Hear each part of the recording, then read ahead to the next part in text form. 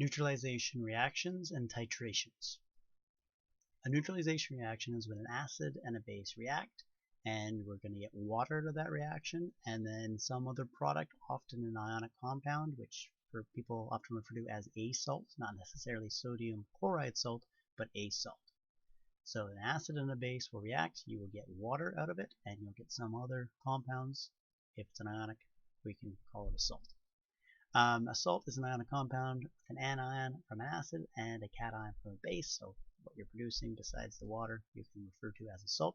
Doesn't mean it's going to be solid. It could be dissolved in the water, but it will have an anion and a cation if it doesn't form anything else like molecules of carbon dioxide. So for example, if we have nitric acid here and sodium hydroxide, so that's our acid and our base, and we react them, it's going to be a neutralization reaction. So the sodium cation that is with the hydroxide here, and remember it's aqueous so it's not really with it, and the nitrate ion here, which remember this is aqueous again, if it's a strong acid would completely dissociate, so they're not really together. So these two here, they're going to end up being written as a product on the other side of the reaction, and again it's aqueous so they're not really together. But the hydrogen and the hydroxide, so the hydrogen ion from the acid and the hydroxide ion from the base, they are going to come together, and they are actually going to be together and form water. So that is the telltale sign of a neutralization reaction. That hydrogen ion from an acid and a hydroxide ion that a base has formed in some way are going to react and form water. The other ones are really just spectators. So let's try a calculation along these lines. What volume in milliliters of a 0.25 mole per liter solution of sulfuric acid is needed to react completely with a certain amount, 37.2 milliliters, of this particular base, potassium hydroxide, and it has a concentration of 0.650 moles per liter. So we have a concentration of an acid, and we have a certain amount of a base with its concentration.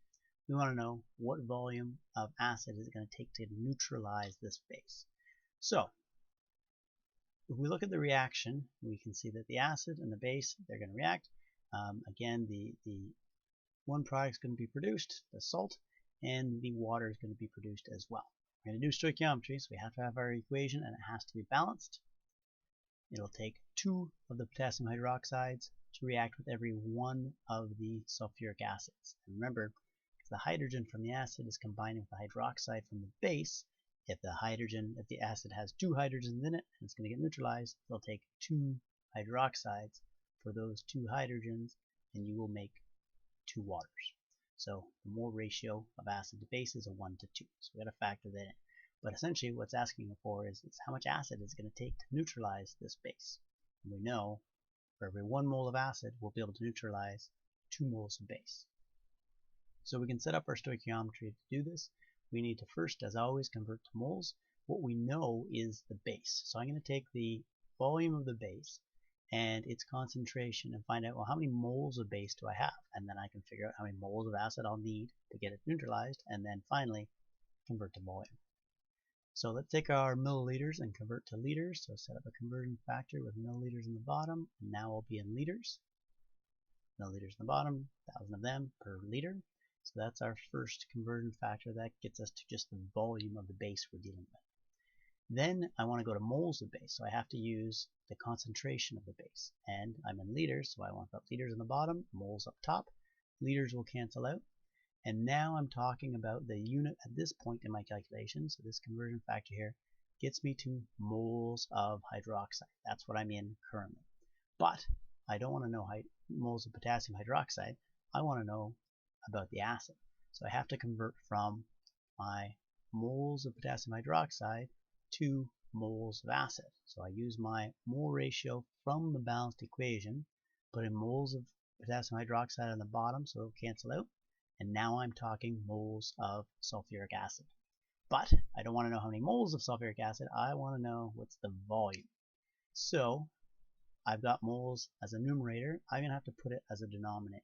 and I'm going to use the concentration to do that. I know that every liter of this acid has 0.25 moles in it. So if I use that as a conversion factor, where I put 0.25 moles in the bottom so that the moles of sulfuric acid cancels out, and I'll be in now liters. It asked milliliters, so let's do one last conversion. Get rid of liters, and we'll be in milliliters. Now I know all my units are going to work out. I have all the information from the question being used to get to the units of milliliters of acid that I want. I can pick up my calculator, run through the calculation, and I should have 48.4 milliliters of acid required. Titrations essentially are a method that we use to figure out a concentration of something that we don't know the concentration of by carrying out a particular reaction.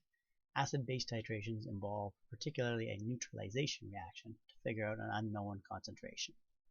So let's say I was reacting an acid and a base, and I knew the ratio in which they're going to react, and I know I'm going to get water and salt.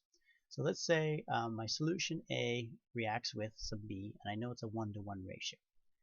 I can carry out the reaction, but let's say I don't know what is the concentration of A that I'm dealing with. I can carry out a reaction with B, as long as I know the ratio, and use that to figure out the concentration of A. So I don't know the concentration of A, I can use the concentration of something that I do know, like a base, to react with that A to figure out what its concentration would be. So let's look at this as an example. If it takes 1 liter of a 5 mole solution of B, so I make up some solution of B, some base, and I make it to be 5 moles per liter, and I start reacting with A, and I find out that it's not neutralized until I add a whole liter of this 5 mole per liter solution of B. If I'm trying to react 1 liter of A, I can use that information to find the concentration of A. Let's draw this out. So I've got solution B that I made up to be 5 moles per liter. And I've got some solution A, and I don't know what its concentration is. That's the point of a titration.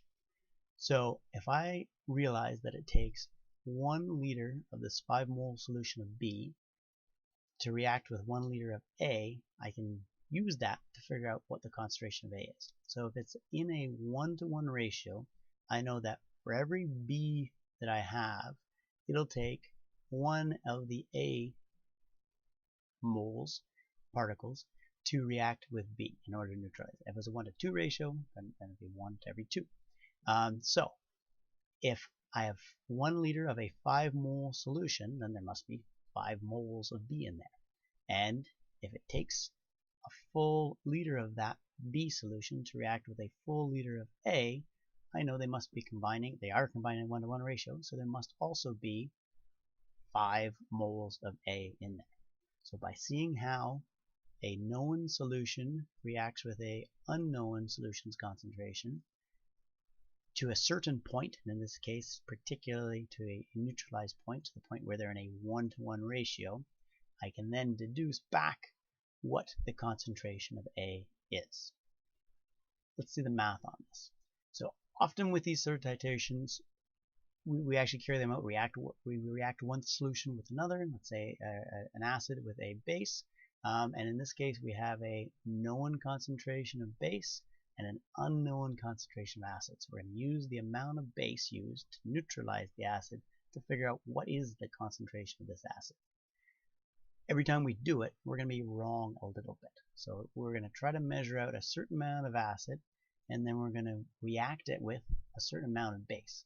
But every time we do it, we're going to be maybe a little high or a little low. So we do multiple trials, and then hopefully all of our errors kind of cancel out, and the average of these numbers will be a decent number to work with.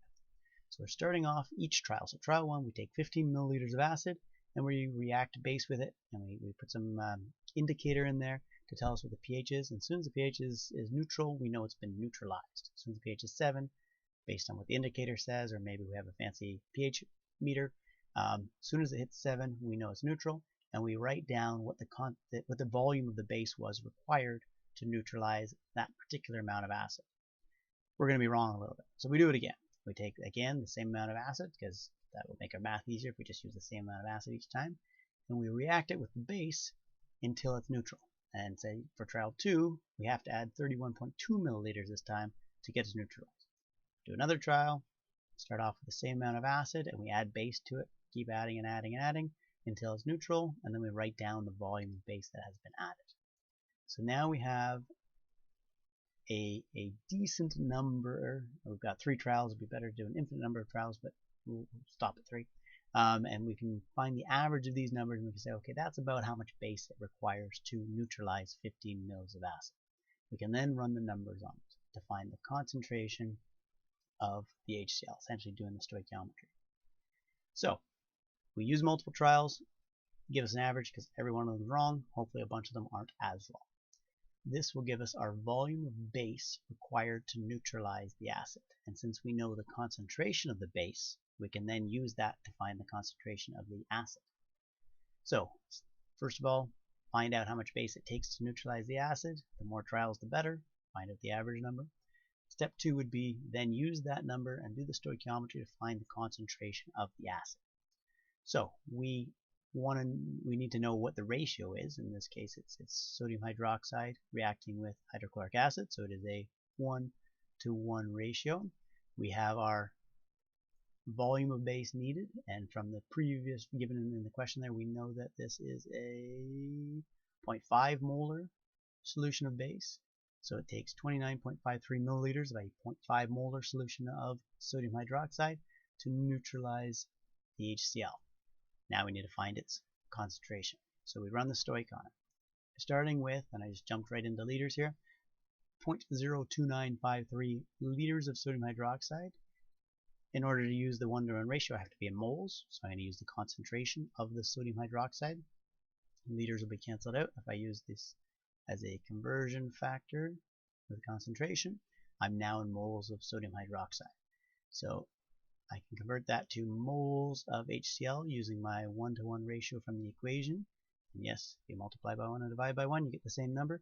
Don't forget to do the step because this may not be a 1:1 ratio. So do the step to make sure you don't forget, but it is not. That gives me no more moles of sodium hydroxide, but now moles of HCl. I want to know the concentration of HCl. So if I'm in moles and I want to know concentration, so my answer, I want to be in moles per liter. I already have moles as a numerator. I need liters as a denominator. So I'm going to divide by the volume of acid used for the trials. And so you could find the average of 15 milliliters, but if you use 15 every time, the average is going to be 15 milliliters, or 0.015 liters. This will then give me my concentration of acid, this is HCl, in moles per liter. So therefore the concentration of the HCl, based on how much base was needed to neutralize it, the concentration of HCl will be 0.984 moles